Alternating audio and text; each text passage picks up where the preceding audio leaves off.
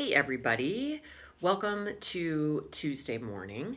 I want to start with a couple thank yous and acknowledgments. One, thank you all of you who came out to the fifth grade promotion last night. We had a promotion parade for our very first time, and it was really fun to celebrate the fifth graders finishing up Vestal and heading off to middle school.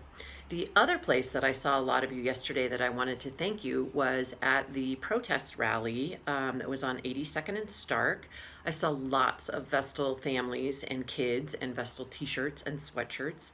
And it reminded me how important it is for community to take local action together and how much courage it takes to come out and stand up for something as important as racial justice in this case. So I'm really thankful that a lot of people were able to come and join that rally that turned into a march.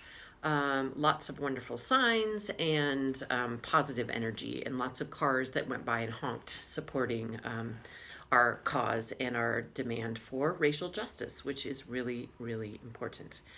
Okay, today's story is kind of a funny one. It's called The Day I Forgot to Wash My Hands. And this book actually has nothing to do with the coronavirus, that we are all still doing a good job fighting by washing our hands really well and wearing masks and socially distancing.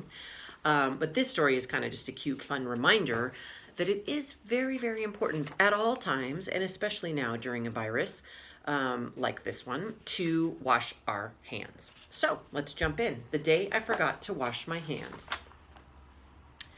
This is the story of how my hands grew to such a gargantuan size that I could not fit through the bathroom door. Imagine my shock and surprise.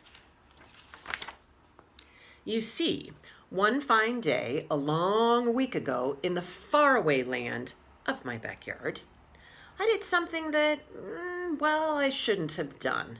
And the lesson it taught me was hard. It all started with jam, so sticky and tart, on a sandwich of crumbly bread. And what I did next might leave you aghast. I'm not sure just what went through my head. "Wash your hands," my mom called from the kitchen inside. And I thought, maybe after I play. Now, I won't vow I forgot, but maybe I did. I'm a kid, and that's kind of our way. But I will say this for sure. I wish I had not. Soon you will see why. For after one game, I just moved on to the next, and it continued like that the whole day. Sticky things stick, or so goes the claim. I found out that day it is true. A truer thing actually never was told. Yes, stick is what sticky things do. At first it was jam, no big deal, right? Or so I thought, as you all know. But stick a jam hand way down in the sand, and you'll see how the problem will grow. And now my hands feel really disgusting, and I want to go wash them right now.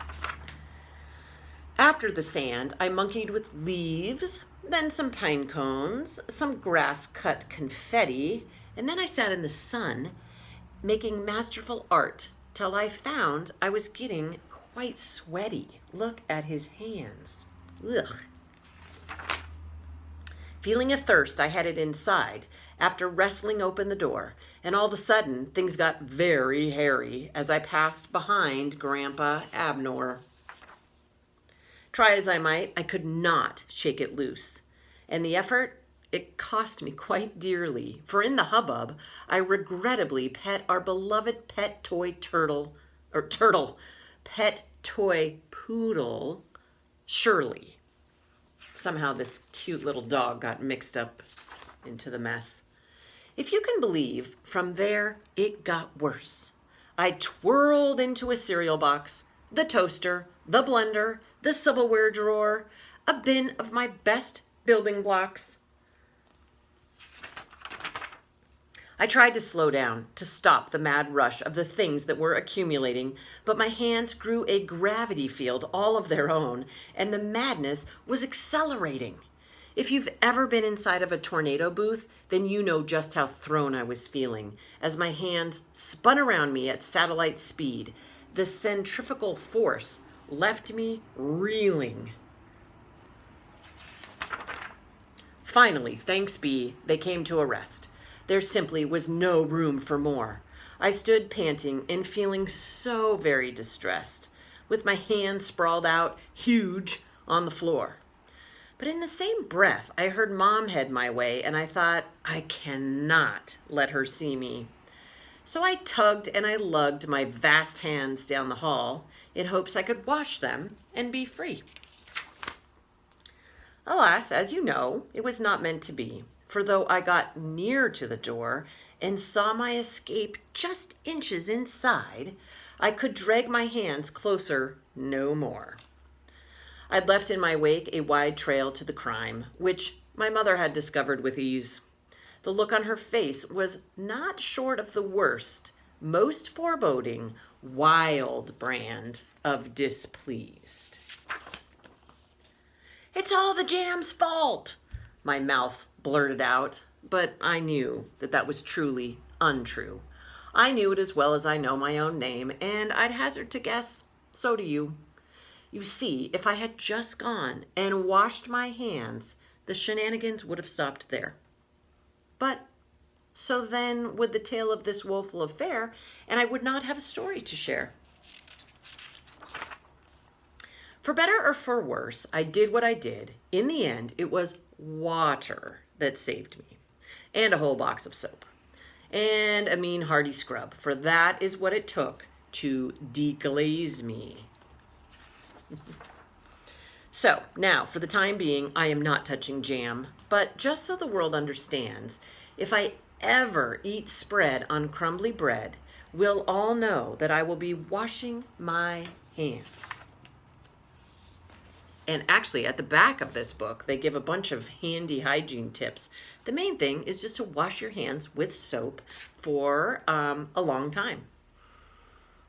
All right, thanks everybody. Go wash your hands.